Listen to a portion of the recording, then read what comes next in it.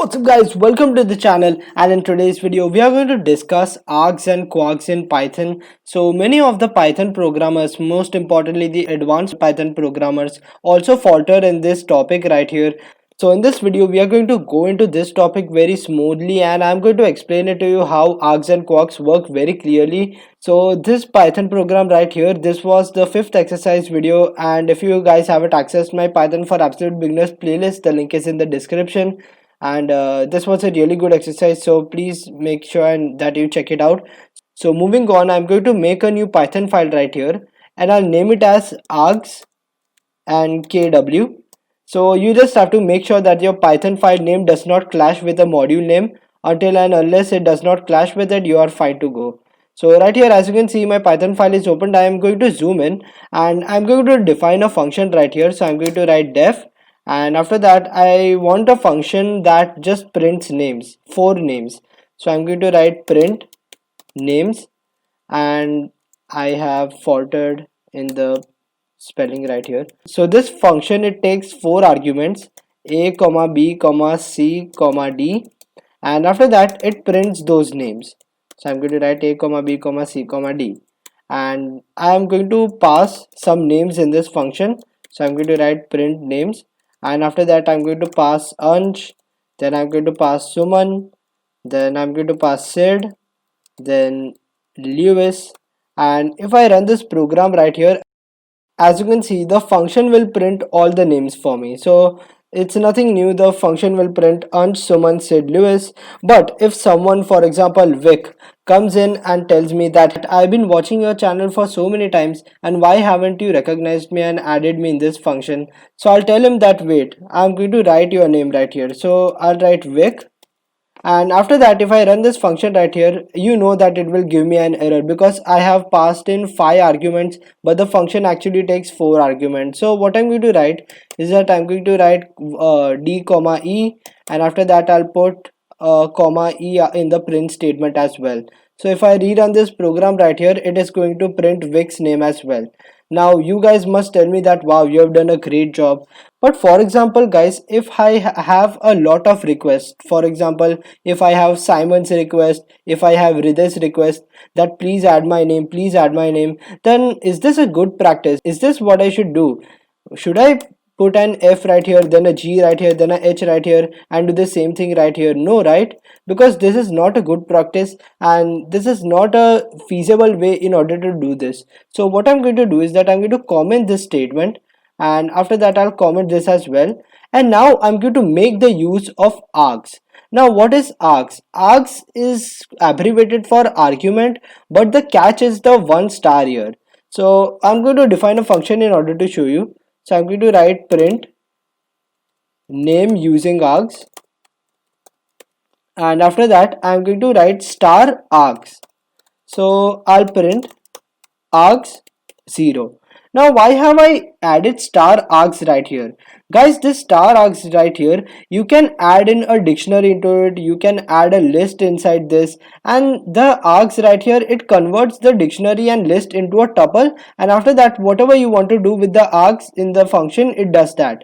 So in order to show you, I'm going to make a list right here. I will name it as list, and after that I'm going to add all of these names. So I'm going to add Ansh, Simon, Suman, Sid, Lewis, Vic, and I'll also add Simon. So after that, what I'm going to do is that I'm going to use this function, that is print name using args, and I'm going to pass in the list. So I'll have to put a star right here. So this will be star list, and if I run this program right here, as you can see, I have printed the first element of args, that is at the 0th index. So Ansh will be printed. So if I run this program right here, as you can see, it has printed Ansh as we expected. But now if I want to print everything that's inside the list, so what I can do is that I can run a for loop. So I can write for item in args, and after that what I can do is that I can print item, and I can end it with a space. So if I run this program right here, as you can see, it has printed every element with a space at the end. So it has printed Ernst, Suman, Sid, Lewis, Vic, Simon, and just what we liked and what we expected has happened here. But guys, there's a catch here. If you think that if I pass a list here, which I have done, so will the list be present in this function? That is, will the list right here go into this function in a list type? No. Guys, whenever you write args right here, that is whenever you write a star right here, this variable right here, it becomes an args. Now, this is a convention in the Python programming world that, for example, if you are using some modules, for example, if you are a data scientist and if you are not, it doesn't matter. So we actually name a module such as matplotlib as plt, then pandas as pd, then numpy as np, and these are some conventions in the Python programming world that we should use. So I can name this args as, for example, args unch, and I have to name this as unch as well. But just for simplicity purposes, I'm writing args right here, and this is just a convention that in the Python programming world everybody uses. So as you can see guys right here, coming back to the topic, if I put a list as an argument in this function, the list will not be the list. The list will turn into a tuple. So I'm going to write it right here.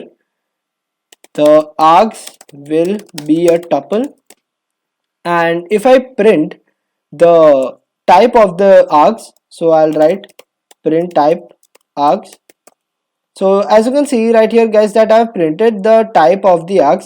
So if I run this program, this should print that it is tuple. So I'll run this program right here, and as you can see, it has printed that it is a tuple. So I hope that you guys understood that whatever you add inside the args right here, that is after the star, we had added a list, but this will take it as a tuple. If I write a tuple right here, I'll put some curly brackets, a parenthesis. So this will also be a tuple. So everything that's inside the args, it will be a tuple. Just make sure of that. It will never be a list. It will just become a tuple. So I hope that you guys understood that how this will work. And if I rerun this program right here, as you can see, it has also printed that it is a tuple. So I hope that you guys understood what is the type in which the args is present inside the function. It is a tuple. So I'll write a tuple, and after that I'll comment this statement. And after this, for example, someone asks me that why didn't you write my name? For example, a boy named Donny tells me, so I'm going to write Donny. And if I rerun this program right here, as you can see, without any hassle, it has printed Donny inside it as well. So this is a really feasible method, right? Instead of writing the function arguments and inside the print statements again and again, this looks like a feasible method and a easier method to do. So what I'm going to do is that I'm going to change this into a list again. And now guys, in this function, you can provide normal arguments as well. So for example, if I write normal comma, normal comma, star args. So if I write normal comma star args, you can input normal arguments as well. So if I write a is equal to 5, and if I write a comma star list, and I'll print the a, that is I'll print normal inside the function. So if I rerun this program, as you can see, it will print a, and after that it will print everything that I've provided inside args. So guys, we can provide normal arguments. For example, if I write normal comma normal2, and if I again put a right here as the normal2 as well, and I'll print normal2. So as you can see, it will print 5 two times, and after that it will print the names.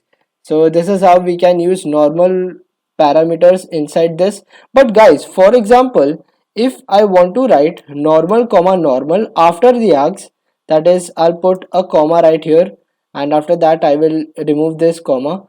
So after that, if I run this program right here, as you can see, it will give me an error.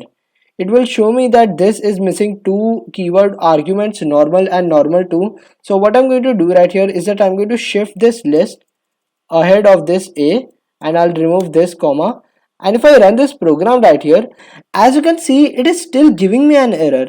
It is telling me that it is missing two required keyword arguments, normal and normal2. But why is it giving me that? Guys, for example, as you can see right here, this star args parameter, you need to add it after every normal parameter. So I need to add this star args after the normal parameters. You cannot write this star args before everything. So you need to place it after the normal arguments. So I need to place this star args after the normal arguments. So I'm going to put a comma right here. And guys, this is a promise that you have to make with yourself, that you need to put the star arcs after every normal arguments. And this is a necessity, because if you are going to use in between the normal arguments or before a normal argument, you are going to get an error, because Python does not allow that. So I hope that you guys understood where we can place the args argument.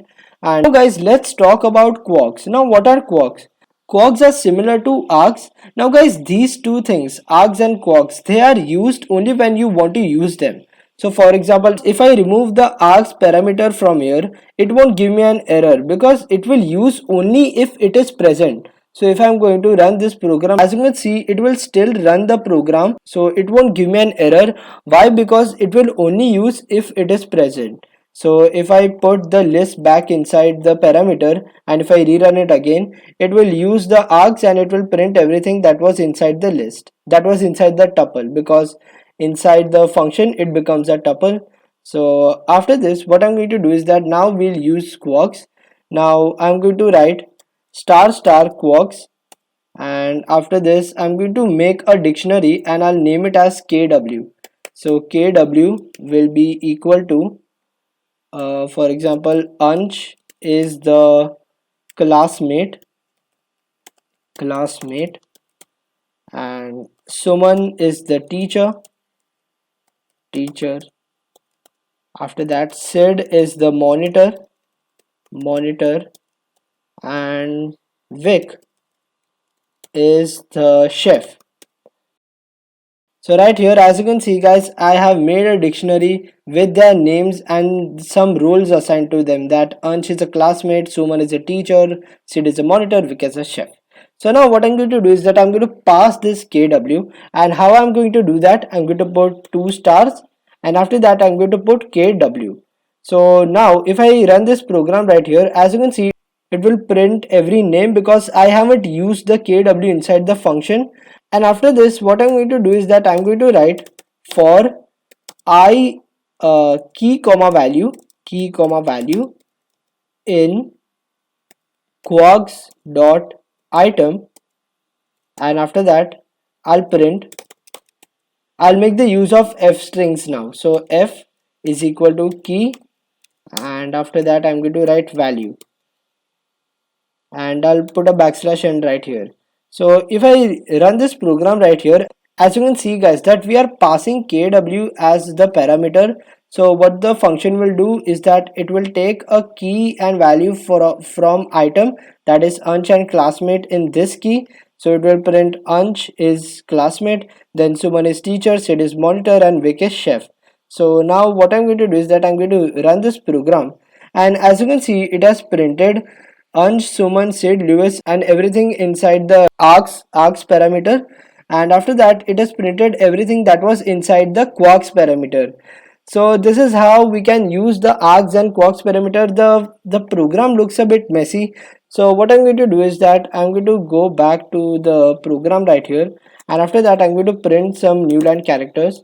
So I'm going to write print backslash n, and after that I'm going to write these are some of the people in my class, and after that I'm going to print this.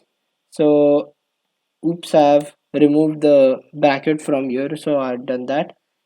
So as you can see guys, that now this program should print everything in the correct order, and I'll remove this backslash n. Why? Because Python provides a backslash n as the default after you print a statement. So now if I run this program right here, as you can see, it has printed everything in the correct order. I'll put a backslash n right here as well before the statement, and if I rerun this program, it has printed that these are some of the people in my class, and after that it has printed the names and the values corresponding to them. So I hope that guys you understood how we can use quarks and args and even if I don't provide the kw right here, it won't give me an error because it knows that I have to use it only if it is present. So if I run this program right here, it won't give me an error and it will just print everything that's not related to the kw. So I hope that you guys understood how we can use args and quarks in Python programming. It's just that you can name it anything. For example, this is just the convention that I've used. It's not necessary that you need to use quarks and args as name. You can use anything. For example, if I write quarks 123, and similarly I'll have to use quarks 123. So this is just a convention that we use in Python programming, that you need to name the args and quarks as args and quarks.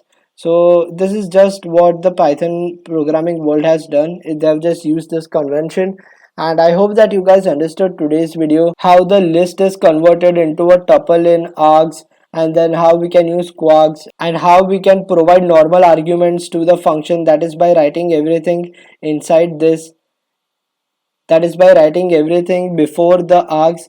And guys, you need to also keep experimenting with this, because I'm trying my best right here to teach you everything. But if you guys experimented yourself, for example, you can print out the type of kw. For example, if I go right here and if I print type of kw, and I'll have to provide the kw, so I have done that. And if I run this program right here, as you can see, it has provided that this is a dictionary, because the dictionary cannot be converted into a tuple, right? So that's the purpose why it hasn't converted into a tuple.